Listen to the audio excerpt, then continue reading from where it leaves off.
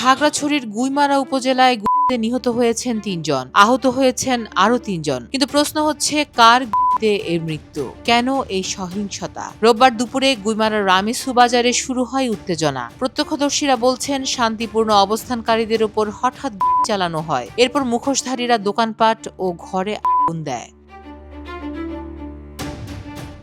অন্যদিকে আইএসপিআর বলছে, ইউপিডিএফ ও অঙ্গ সংগঠনগুলো সাম্প্রদায়িক দাঙ্গা ছড়াতে পরিকল্পিতভাবে সেনা ও বিজেপির উপর হামলা চালিয়েছে, গুলি করেছে উঁচু পাহাড় থেকে। তাহলে আসল সত্য কি? সেনাবাহিনী বলছে তারা ধৈর্য ও সংযম দেখিয়েছে। আবার স্থানীয় পাহাড়ি জনগণ বলছে তাদের উপর বিনা কারণে গুলি চালানো হয়েছে। দুই পক্ষের বক্তব্য যখন এতই ভিন্ন, তখন আমরা দর্শক হিসেবে কাকে বিশ্বাস করব?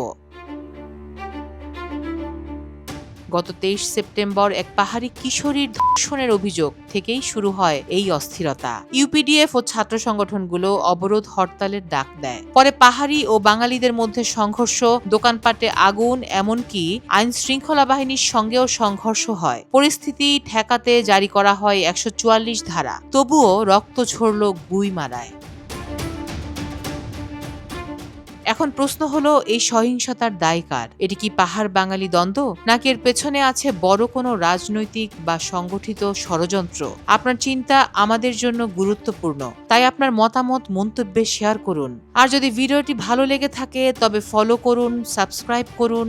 আমাদের এই যাত্রায় সঙ্গেই থাকুন।